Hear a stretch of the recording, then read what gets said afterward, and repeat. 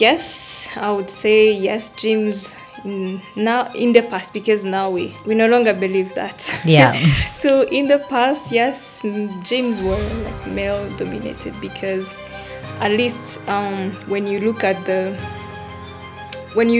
male gender and female gender, so depending also on the how bodies are built, men naturally are built to physically, be like have strength. So they're always chasing strength, and so I think it also comes on the their hormone, testosterone, because it stimulates them to want to be strong, to chase, to do all these things. And I feel like them to understand to go and lift weight, and have muscles and be like it's just, it clicks easier.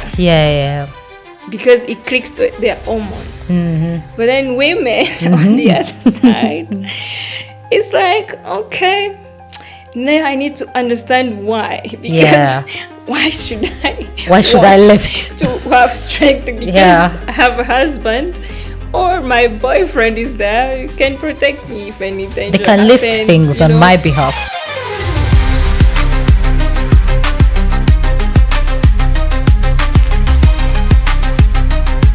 Hi everyone, and welcome to the 4th episode of Vitalia podcast.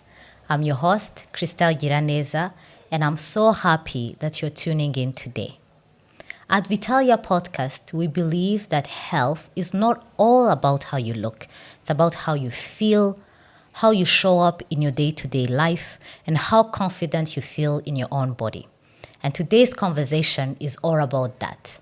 We are diving into a conversation about physical health, women's health, fitness, and what it takes to build a community that empowers women to take control of their physical and mental health. And today we are joined by a guest, an exceptional woman who embodies both confidence and resilience, and a great passion for health and wellness. Ninette Nsabimana is a fitness enthusiast, entrepreneur, and co-founder of SheShape, a fast-growing women wellness community transforming how women approach fitness, health, and self-confidence. She champions strength training as a powerful tool for longevity, mental resilience, and body empowerment. Blending her expertise in finance, entrepreneurship, and wellness, Ninette is passionate about helping women take control of their health, break limit beliefs, and build sustainable lifestyle that go beyond aesthetics. Her mission is simple: to empower women to become stronger physically, mentally, and financially.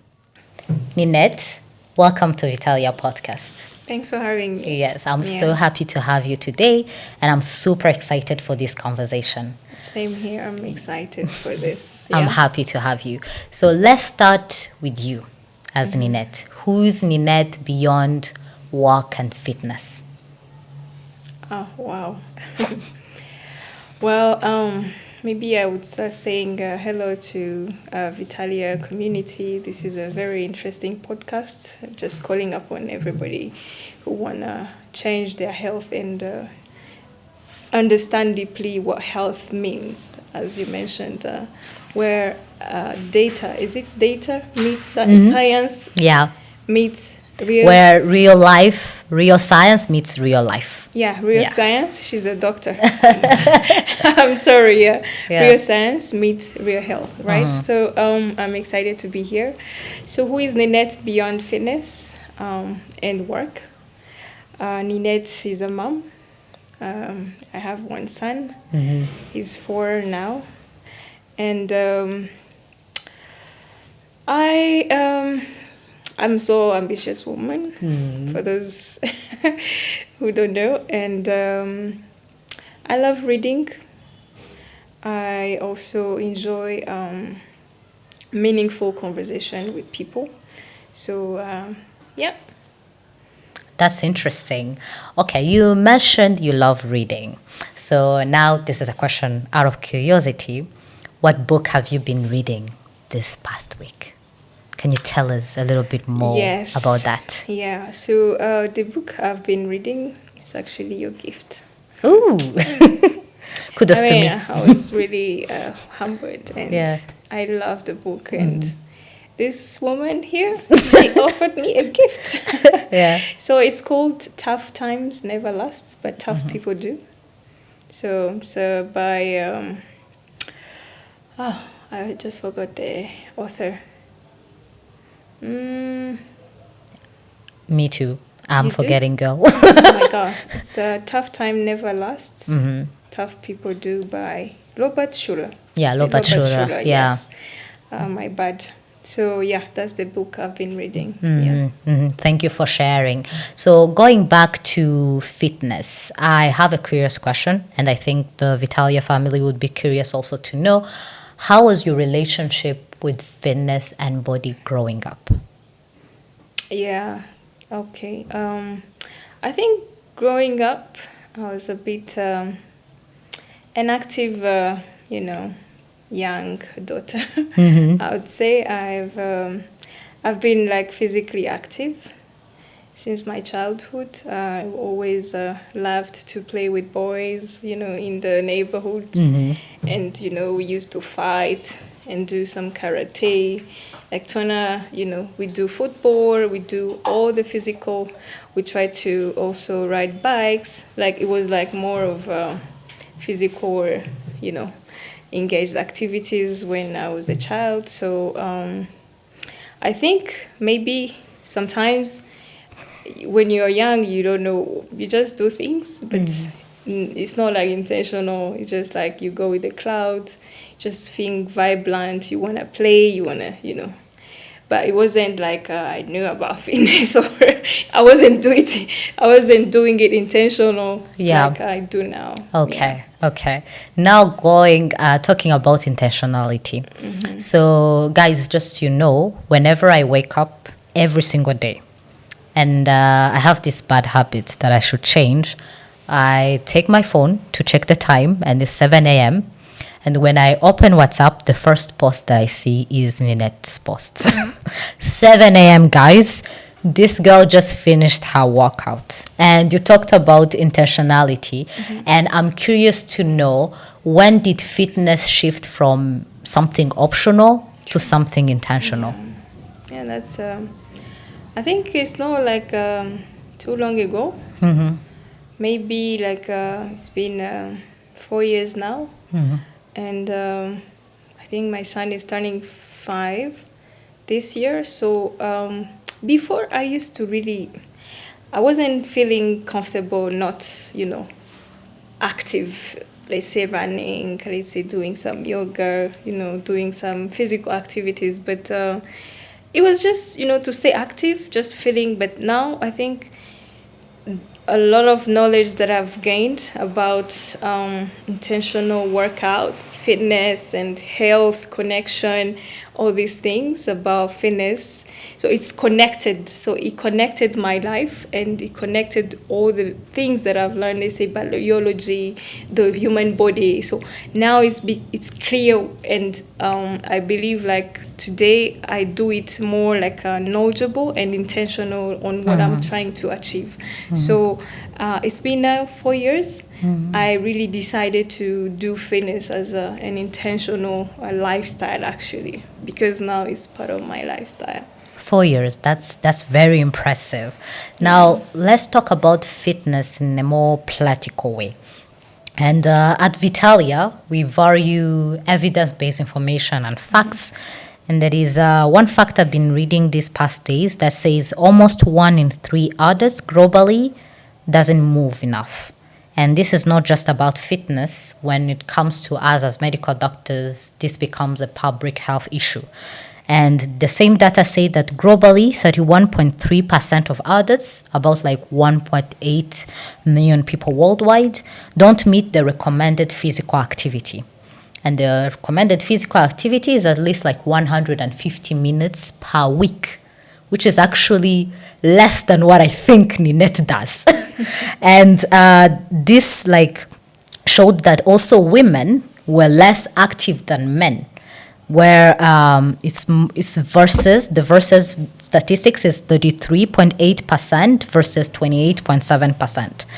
And the same Lancet Global Health Analysis shows that now the problem, looking at all regions around the world, is mostly in sub-Saharan Africa, which is interesting to me because I was like, in Africa, we have a lot of people who are active. For me, when I think about active, I'm like, we have farmers, we have a lot of people living in the rural areas who are farming, who are cultivating, what is happening. And this data shows that Africa may still have low inactivity compared to many regions because of urbanization. So we are having a lot of desk jobs that are coming, transport is changing, and the lifestyle is shifting to what we have known in the past. And the question that I have for you, a lot of people wake up and they ask themselves, what is the meaning of being physically active? And today, what can I do in order to start being intentional with being physically active? Yeah, I think it all comes to knowledge and what we know, because as you mentioned, a lot of people do optional activity like you just wake up, you mop your house, you do. Which is actually very good because every human needs to move the bodies, and you need to be active. So, but then when you say intentional, it means now the thing you're trying to do, you are really motivated about the results. Why doing it? Because mopping the house, you want a house that is clean. And then going to the gym, it's different, like any other activity. Now you're going to intentionally work on your health. Let's say you want to build muscle or you want to do cardiovascular activity. So it's like sometimes you mentioned sub-Saharan Africa. So sometimes it also comes to the knowledge that we have and the education around the physical activity, health, all these connections. And I would say maybe, and it's even actually interesting, even the people who know sometimes, because I believe doctors, let's say, who go to school to study human biology. How many of them move? They study science around the body. You need to, they know all this information. But sometimes, depending on the culture as well, and let's say society, the way it is shaped, sometimes there is limitation to what, some people choose to involve into. But I believe it's just because of, let's say, what you know about it, and also knowing why you should actually do intentional workouts rather than doing things that are just optional and like any other human is doing. Just you said farming, people who are, of course it's good because at least they are moving their bodies. I believe also it has some impact on the, physical health, because as you've seen, people in the rural area tend to really be strong, compared to people who are, doing the white collar jobs, who are in the office all the time. You just can't lift even a jerrycan of 20, like you start. But those people in the farm, they can even, climb a mountain and then they feel okay. Yeah. So it's all about, but then sometimes also comes to what you eat, the nutrition part. So I feel like almost it's just because of the knowledge people have on things. Yeah. That makes sense. And bringing back what you just mentioned, you mentioned going to the gym, because here we are comparing now farming as something that you can do, and you are being active and cleaning your house or your environment. But then you mentioned the gym, which is an environment which has been predisposed to be like specifically a space where men go to exercise and lift weights. And you mentioned culture around how to intentionally move your body. My question to you is, what do you think culture how do you think culture and thinking that the gym was predisposed to be a male space affect the way as women see the gym, and actually it actually even affect the way we decide to start moving our body intentionally even in the gym? I mean, yeah, culture, yeah. Yeah. You mentioned just culture. Culture sometimes plays a big role in how people actually decide to behave and act in life. So, yes, I would say yes, gyms in the past, because now we no longer It's changing. we no longer believe that. Yeah. So in the past, yes, gyms were like male dominated, because at least when you look male gender and female gender, so depending also on the how bodies are built, men naturally are built to physically, have strength. So they're always chasing strength, and Yeah. so I think it also comes on the their hormone, testosterone, because it stimulates them to want to be strong, to chest, to do all these things. And I feel like them to understand to go and lift weight, and have muscles and be like Yeah. it's just, it clicks easier Yeah. because it clicks to their hormone. But then women on the other side, it's like, okay, now I need to understand why. Because Yeah. why should I I want lift? to have strength? Because Yeah. I have a husband or my boyfriend is there, he can protect me if anything They can lift things on my behalf. Yes, somebody Yeah. can do that for me. Why me have to struggle to, go and be strong? What is the purpose? Because the culture says, women, you need to be soft. You need to be,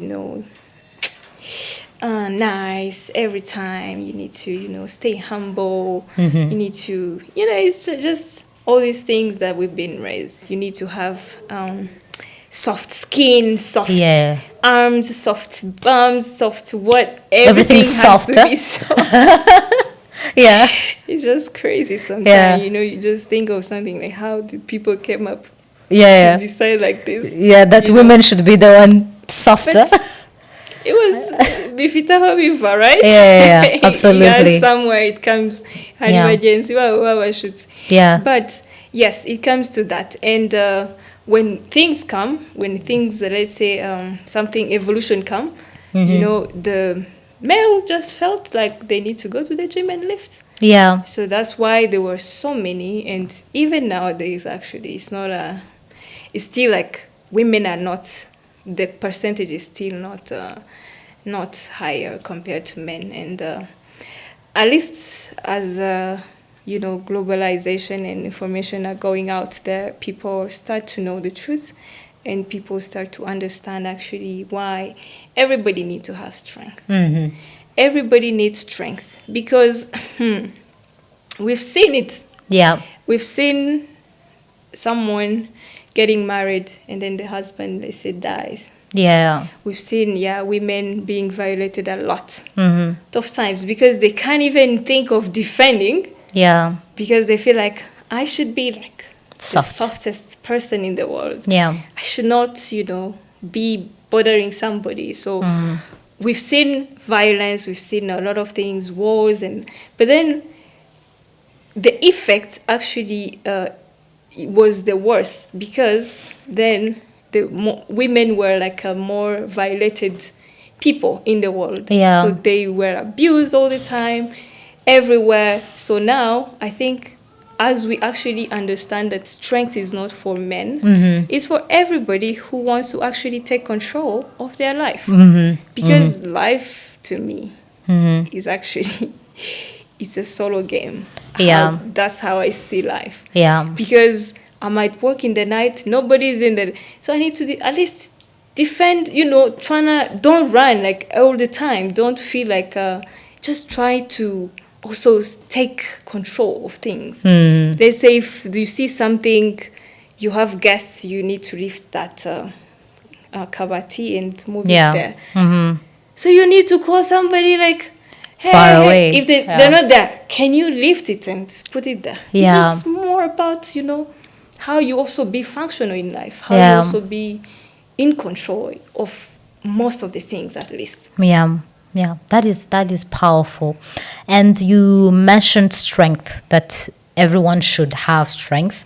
And I just remembered this study that I've stumbled upon, that most people know that they should walk or run, but many forget the second part of health that you mentioned. So that's building and maintaining muscle.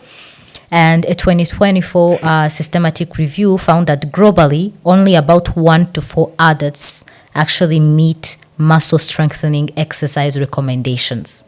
And that's not only women, that's men and women. And the main activities for that, to maintain muscle strengthening, is lifting weights, using resistant bands, push-ups, as you know, squats, and also body weight training. So people who say that they can afford going to the gym, they have also an option of body weight training, which is also considered as a muscle strengthening exercise. Yes. And that is at least 2 days per week. That is the World Health Organization recommendation. And you mentioned culture and mindset of people. So my question to you, what are the biggest fears that you think people have when starting their fitness journey? Because for me, Christelle, what I've observed, people, whenever they think about their fitness journey, they just think about the aesthetics, so how they look. So for you as Ninette, what do you think are other biggest fears that people have before they jump into their fitness journey? Yes, I think everything that is hard scares people, and it's normal. And I would not to mention that fitness is also hard. Yeah. And of course, everybody who goes there, first of all, sometimes they don't even know why. And then there's this fear that comes like, why am I even doing this? What if I die tomorrow? Why should I bother myself, go to lift a 30K dumbbell? So I believe that most of the people, they tend to think, what if I don't get what I want? They say, you mentioned about aesthetics, people care more, especially women, around how I'm gonna look hot. If I don't look hot, then that means it's not working. It's not Maybe working. I need a diet. I need to not eat. I need to choose something different. Maybe there is because there are a lot of things out there. Maybe I do surgery, like all this aesthetic thing. Like if I go not getting the results, what if, what if it's not something that I can afford? Yes. Or what if, let's say on women sometime, what if I go and work out and become like a man? Like I look like a man. Yeah. Like that means, look bulky, muscular. Yeah. So all these fears is just because, for me, I see it as just because they don't know why. Because every time you know why, there's no why you would have fear of, doing it.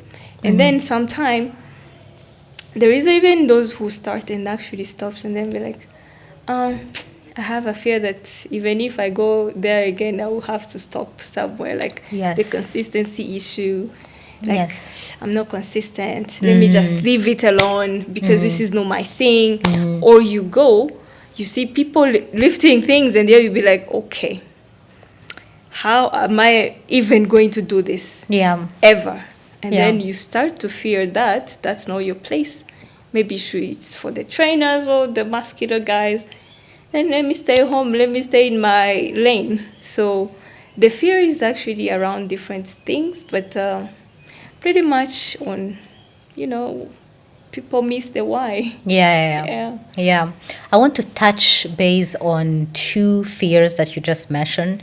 The first one that I remember that you just mentioned is consistency. People fear that they won't be consistent. And I want you to tell us, what do you think people struggle with consistency? And something else that you mentioned is fear of looking like a man for women, that you're going to be bulky and muscular. And the science have debunked it. You talked about testosterone hormone. The testosterone hormone is the one that actually helps men to be more muscular, and we have less testosterone than men. We do have testosterone, but not as men. And how long does it actually take for a woman without testosterone to be muscular? It's longer than men. And those are two fears that are there, but we have to deal with them as women at the end of the day if we want to be intentional with our physical health. So I want you to tell me, what do you think about consistency? Why do you think people struggle with consistency? And what do you do as Ninette to actually stay consistent? Yeah, consistency. I mean, I don't know why almost things that are actually very key in life are really hard to do. Because you mentioned consistency, there is also discipline, there's all this that I think is because the reason why people struggle with consistency, maybe things get boring, I don't know. And human nature is like, I'm doing this, but I want to do something else different. So we are actually distracted in the, should I call it, in our, is it dopamine thing? Yeah. Because we want to be stimulated on something new. We want to be stimulated with something new, and today you're doing this, tomorrow you're doing that, tomorrow, like, it's not like the stimulation is sometimes overwhelming, and it makes us actually not focus on one thing and do it like over and over, today, tomorrow, to next tomorrow. So I think it's kind of a human nature, but I think when you take a step, and sometimes you need to actually move from your nature and do the things that are going to be result oriented. And actually consistency is one of the things that is a key to any results. Because doing the same, I don't know, I may give an example of, let's say, water drop. Do you know? Like I heard somebody say, it's like water is actually the most dangerous thing ever, because if the drop actually comes on even if it's just small, it drops on this tile. Let's say from today until a year. This is going to be destroyed. So that means the more you do something, that is how it is built, and that is how actually results came. So I believe people struggle more to, keep doing the same thing, the same thing every day, and then it ends up like and the gym is actually the best place where you can actually test the consistency, because I know everything that is hard is also hard to maintain and hard to stay into. So maybe to your question, I would say it's just because sometimes it's the way we also as humans are stimulated, and the dopamine and the way we actually built. But for me, what I've learned is actually sometimes not to listen to the nature that people say, maybe even contradict my nature sometimes. Because, the way we are built, if let's say people say a human have a bad side and a good side, it's you to work on which one do you choose. You might have the both nature, but you decide otherwise. So that's how I saw consistency, because I might have a stimulation that's no, why doing this? Or maybe I do this, let me just do something else, or just leave it. And you'd be like, and then what? Yes. In the end, then what? So if you are very result oriented, consistency actually should be part of your life. And me, I work more on all the time trying to improve the way I'm built naturally and, emotionally, to strengthen myself to be able to do the things that are going to generate results in the end. So for me, I'm obsessed now with the results. That's why I stay consistent. Thank you for sharing. So I once saw this podcast where they were talking about consistency, and this is something powerful that I would like to share with the audience. So sometimes when you wake up and you think about not doing something, especially like going to the gym, is finding a way to organize your environment for you to stay disciplined and consistent. And one of the tips that the person on the podcast was sharing is actually the diary of a CEO. Is the guy who wrote the book, The Atomic Habits. And he was mentioning how laying your gym clothes the day before going to the gym actually helps, because you don't have any excuse. You wake up in the morning, you see your gym clothes laid down waiting for you, having your water bottle ready for you to take out and go. And if you want to stay consistent, so you need to strength train, but you need energy before strength training, so you need to eat something before going to the gym. Have your breakfast ready before going to the gym, like the day before. Have it prepared, ready for you to eat, and actually condition your environment to stay consistent. And something powerful that he actually mentioned is the people you live with, which I think a lot of people struggle with. Like you mentioned you are a mother, and you are married, you live with your spouse. Like imagine being married to someone, you are result oriented, like you want to go to the gym, and then the person you live with, they have never stepped in the gym ever in their life. And then you wake up, you're struggling with consistency, and the other person tells you, why do you always go to the gym? Today you can rest. So he was mentioning how that can affect you, and that the other person you live with is part of the environment.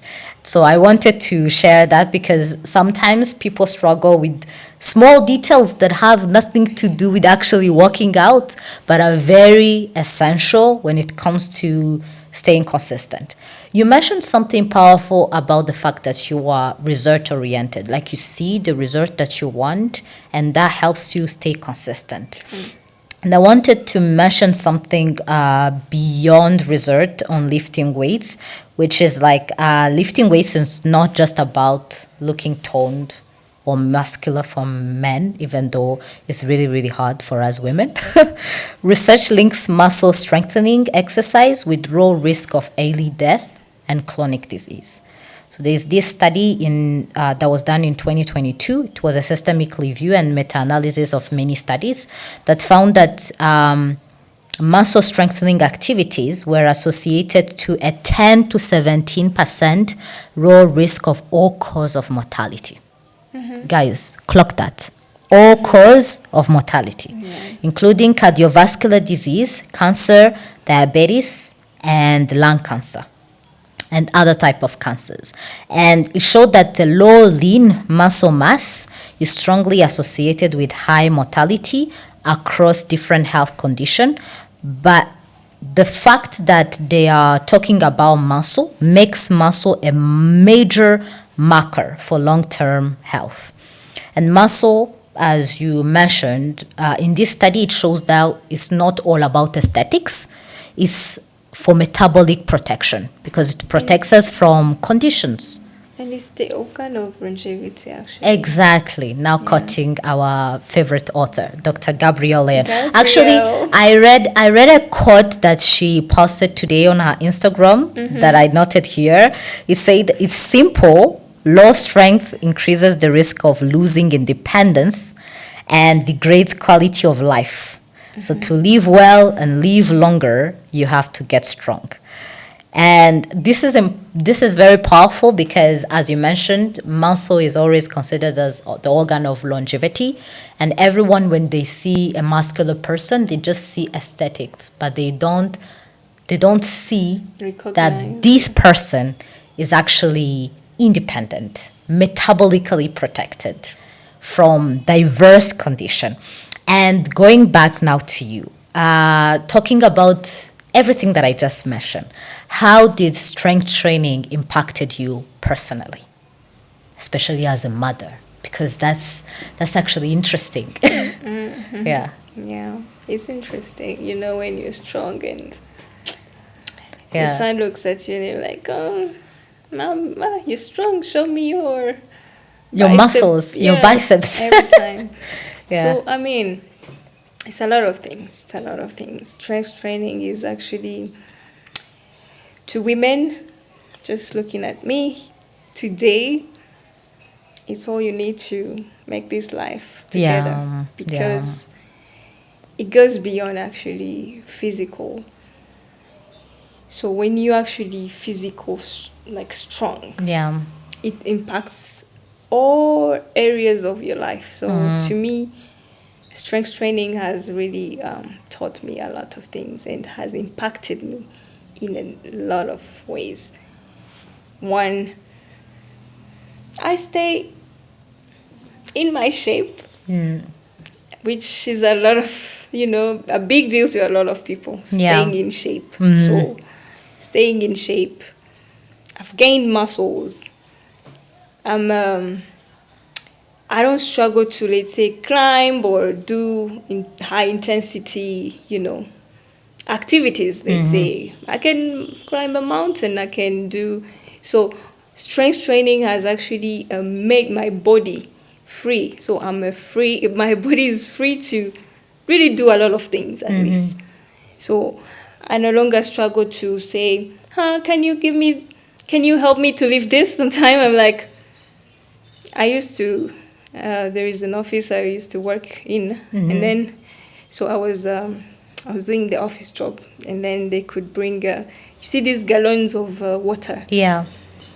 And then we have people doing the cleanings, and we expect all the time for them to come and, pick it in the stock, bring it on the dispenser for people to drink in the office. I'm like, let me do it.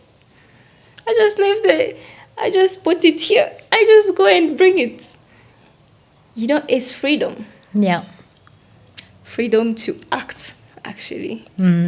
So I no longer struggle to, say like, I can't do this. Like, I'm free, and I feel like I actually do this for even my family, because my son, he's always trying to do some activities, physical. So it has impacted me in different ways. And,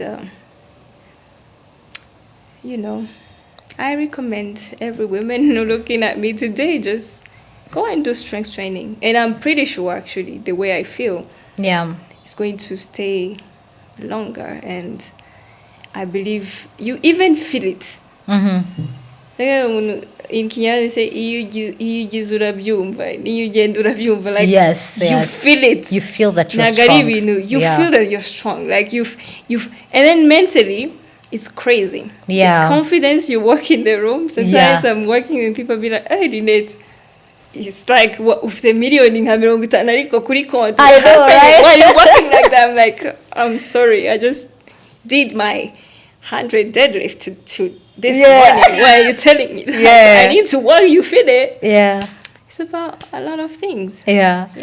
Talking about 100 kg deadlift, that is actually impressive. So what would you tell to people who are intimidated by the weights?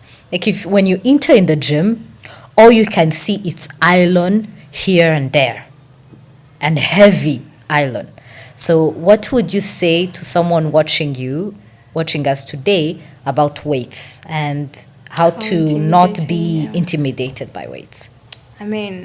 every time you walk in the gym, you are intimidated somehow. Yeah. Because the next thing you know, somebody is lifting, they said 200 kg. And then you be like, okay, how is this, level? Yeah. But then I feel like it's even in life, and it's also about perspective on how you decide. Because if you walk into something the first time, you start to feel intimidated by the people you just saw there or who just you met.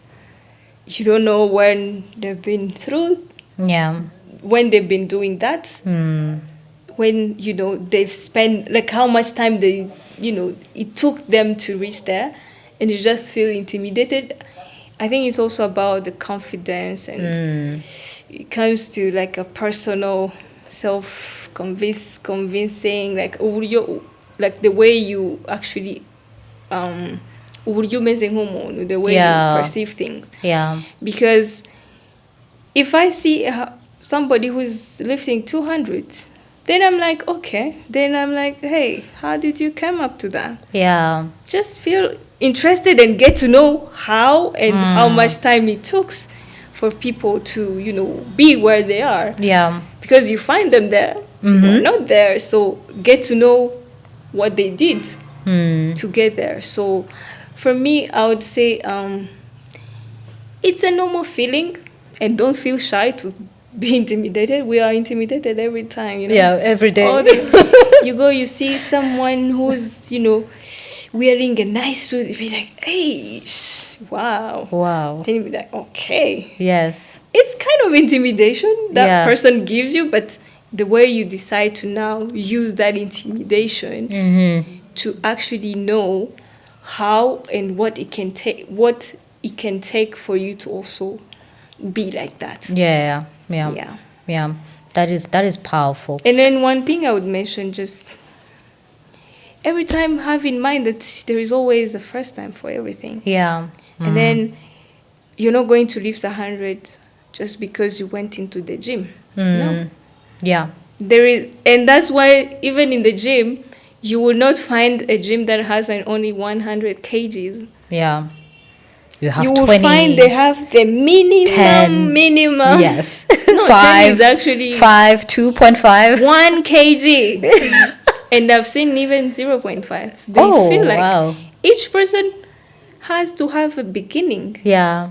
And you progress it. That's how life is actually. We born too small. And we grow. So everything should be built like that. Even gyms are built like that. So if you step in there, know that you're just born, you're going to grow. That's it. Yeah. And you tell me if it's a myth or the truth. And tell me how many times you have heard about this one. Okay. So the first one, you talked about it. Lifting weights makes women bulky. Is it a myth or is it the truth? And how many times have you heard about it? It's a big myth. It's a big myth, yeah. Myth, like a big one. Yeah. Especially for women, of course, because you mentioned women. So I've heard it more time, and I've even saw people comforting me in the gym, men, trying to convince me not to do what I'm doing. That I will have they came out shoulder. To you? Yes. Whoa. And this was a guy, and I think he have maybe hated the woman that he met that time. She was you put him back in his place, like very aggressive. Good for you. And the guy came like, oh, you're doing that. That's going to make your shoulder bigger, like man. Yeah. I'm like, anybody told you that I don't want to look like that? Yeah. And he's just like, Ajirisoni, he just was like, oh, sorry. Yeah. Oh, you want to look like that? I'm like, yeah, I do. And they're like, but it doesn't look good on women. I'm like, who said so? You men keep saying shit. Yeah. Why are you saying that? Facts. Because, yes, I want to look like men. But who says it's men thing? But who says look like me? I want to have bigger shoulder, period. Not even look like men, because it's a privilege that I'm giving you. Because not all men have bigger shoulders. Yeah. Okay. So, not being mean, huh? Yeah. You know, I hate generic statements. Yeah. That's why sometimes I like to compromise people, like, who says that? Yeah. Because you're too generic. Yeah. Be specific. Yeah, that's true. So, second statement, you need to work out every day to see results. Is it a myth? No, it's a myth. Is it a truth? It's a myth. You don't need to. How many times have you heard about that? Because you need to,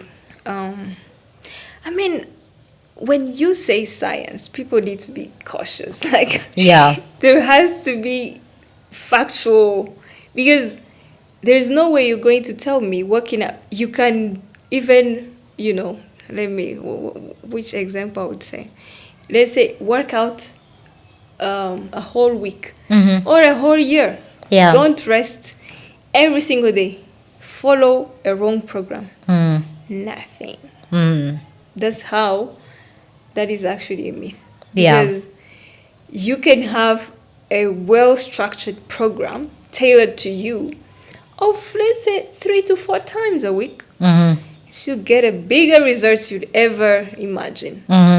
So the times doesn't matter, but the quality and intentionality is what matters.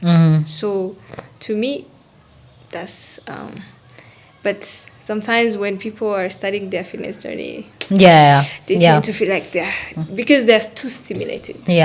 Sometimes you understand, but along the way you get to know the truth that you don't need to feel exhausted all the time because you work out every day. You need recovery as well. Cardio is better than strength training for fat loss.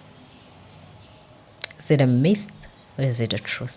And how many times have you heard about someone saying, oh, I want to lose a lot of fats, or I want to lose weight, so I'm doing a lot of cardio, and I can't do strength training because strength training will make me gain weight. Gain muscle, gain weight. So not using technical words now, that makes sense. Like, what do you think? Is that a myth or is that a truth? That's a big myth, yeah. Also one of the biggest, actually. Yeah. Because I've seen a lot of people attending like 5 classes a week. Dancing, cycling. Cardio, all the time. Cardio. But you just see them exhausted and not really losing weight as they thought of. Just because losing weight, I hate to say that, by the way. Losing weight, I mean. What do you mean by weight? Sometimes it clicks in my head. I'm like, if somebody tells me I want to lose weight, I'm like, oh my God. What do you want to lose? God bless you. Because what do you want to lose? Because if you want to lose your muscle, I'm just scared that you want to lose your life. So, and that's a big myth, and because of the knowledge, all the time it comes to knowledge, because strength training actually helps you lose more fat. I would use this term, because now losing weight is just a completely different, but people like to use it. When you come in the gym, just, I want to lose fat. That's okay. It. That's okay. Cool, because that's what is right. Because you want to lose fat. You don't want to lose weight. Yes. So you can lose fat when you're actually building muscle. Because that way your muscle help your metabolism, help your body to lose fat quickly. Then go to the cardio, lose all your weight, as you mentioned. You're losing actually your muscle, both your muscle and fat. They go, but they don't even go quickly, but they go together. You don't eat, you fast as you wish. You go, you run, you dance. Of course, you're gonna lose weight. That's you're gonna lose weight. But is what you really want? I doubt, because you're losing shrinking your muscle and fat at the same time, Mm-hmm. then that's not healthy. Yeah, yeah, yeah, absolutely. So the word cardio comes from actually the Greek word cardia, which means the heart. So every time Only that. every time we say cardio, we're actually talking about training the heart, which is actually important as well, because you sure. want to train your cardiovascular, you want to train your lungs, you want your blood True. circulation to go well. And those exercise includes running, walking, swimming, dancing. So all those fun aerobic exercise that people see, other people do at the gym, that's actually for your heart metabolism, for your heart Not health. for your weight. Yeah. On the other hand, what Ninette is talking about is strength training and resistance training. As I mentioned, is resisting force. And one builds endurance, but at the end of the day, you are building your body muscles. But your body is also capability to produce the force and to protect your joints. Because at the end of the day, our bones are covered by muscles. So if you don't have the muscles that actually covers your bone, your bones are also going to be fragile. That's when, as Ninette says, women especially, when we get at our 30s, at our 40s, at our 50s, we start losing muscles. So that's why we need to start building our muscles and prevent that. Are we going to lose muscle? We might, but not at the same percentage as women who don't lift weights. And that is going to prevent us from breaking our bones when we are a bit older. And those conditions, you have probably heard about them, like osteoporosis, when you get to your menopause age, when you get a little bit older. And at the end of the day, looking at cardio as something that is keeping you alive because it's for your heart health, but strength training and something that keeps you capable. Because imagine being a grandma of 60 years old, but you're running with your grandchildren and you're not breaking your bones or breaking your back. How amazing would that be? That's why we are talking about strength training today. So now going back to fitness, lifestyle, and consistency. I want us to take whatever we said and now try to give a picture to our audience. How does a weekly routine of strength training of Ninette looks like? For instance, like for me, Christelle, I like to give my muscles like a workout sprint and make sure that on Monday there's a part of my body that I'll focus on. On Tuesday, same thing. On Wednesday, Thursday, Friday. For me, I strength train 4 to 5 days a week. Sometimes when my body wants to recover, it becomes 4 days. So how does Ninette weekly routine of strength training or physical exercise looks like? And include your recovery as well. What do you do for recovery? Right. Oh, well, mine is pretty simple. And as mentioned, I think I do follow same approach. Because I don't work out full body every time. So a week I have a program that I follow. So my Monday is actually my push and pull day. So that means I work out on my upper body. That means chest, back, and arms. And then Tuesday I do my legs, focusing on I'm using technical terms, but let me just say simple, like focus on legs. That means the lower body. And then Wednesday, I actually rest. And then Thursday, I also do the push and pull day. So that means I'm complementing what I did Monday. So Monday, I go heavier. And then on Thursday, I try to do more like intensity, like overall. Like I try to go with the higher. And then Friday, I also repeat legs. And Saturday, I do my strength training class. They say that's a full body HIIT. For me, I would say that is actually what I do as cardio. just one time a week. Other days are very focused muscle group workouts. So yes, that's and the Sunday I rest, and the Wednesday I rest as well. Yeah. I'm part of She Shape community. Kudos and shout out to them. So what inspired you to create She Shape? Yeah, what inspired me to create She Shape? Yeah. Well, I think what inspired me is just because I was a woman in the male-dominated space. Yeah.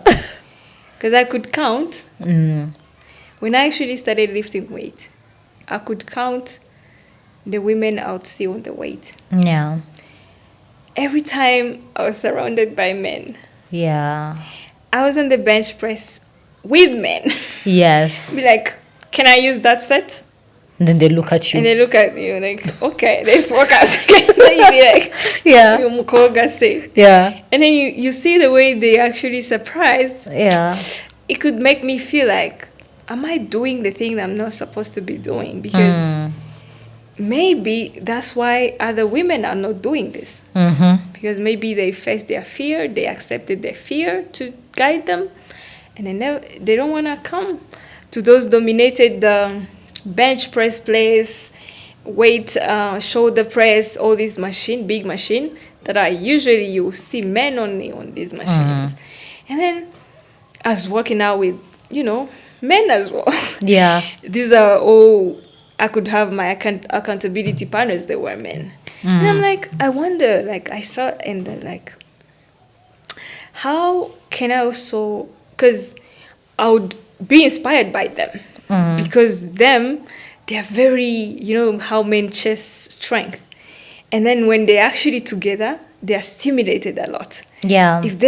If he sees a guy who's lifting 40 kg and he's be like, you see how it is hurting him. Yeah. The next day you see him trying to lift 40 kg. Yeah, that's so true. And then you'd be like, okay.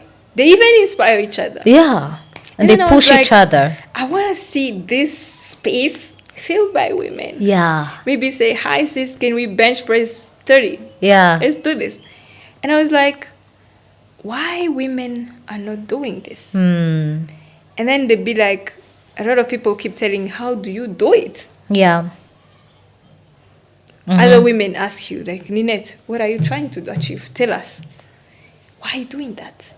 And then others say, like, can you tell us? At least we want to join, but we don't know how. And then I was just sitting and I was like, why not creating a space for women to do this thing?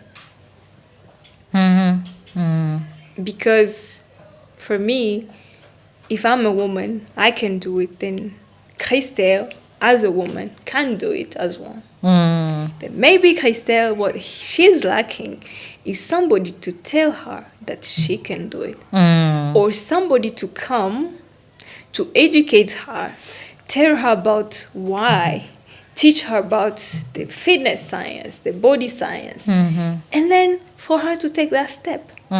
So I think for myself, the way I was born is like, I'm always looking like, whom can I inspire in life? Because I believe we do things because we see other people doing it.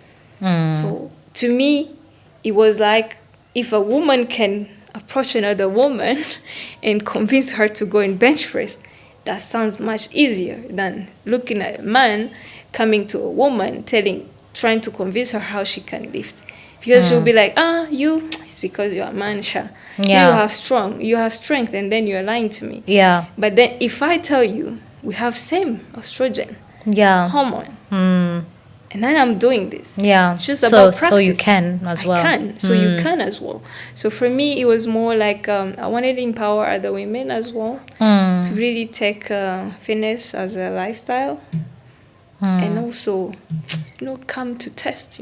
Have a test. It's a very interesting test. Yeah. The moment you test it, you're not going back. Yeah. Yeah. So that was the reason, just to inspire other women to also do strength training. Yeah.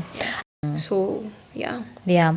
And what is the biggest vision moving forward do you have for SheShape? Like, what is your North Star? Our North Star is having a safe space, physical and digital space, where women come together to train, recover, and inspire each other by being accountability to each other. And we want to do that across Rwanda and beyond. And beyond. Yes. That's a powerful vision. So I want to close this amazing conversation that we are having, and hopefully we can talk more about fitness even in the nearest future. I don't know. This is so amazing. Yes. Christelle, keep it up. Yeah, thank you so much. And this conversation was not just about fitness, it was about confidence, it was about resilience, it was about growth, and how we can keep showing up for ourselves. And for each other. Yeah. And that is keep SheShape. each other accountable. And that's SheShape. Yes. Remember, ladies, to check out SheShape community on their social media platform that we are providing here. And come and be part of the community and join us to build a world where women are accountable of their own health and take control of their own physical and mental health. Thank you, Ninette. Thank you, Christelle. Yeah. To everyone listening, if you listened and watched until the end of this episode, thank you so much for tuning in. And as Vitalia family, we want to remind you to like, comment, and subscribe. And share this episode to someone who you believe would benefit from this conversation. Thank you so much. See you next time. Bye.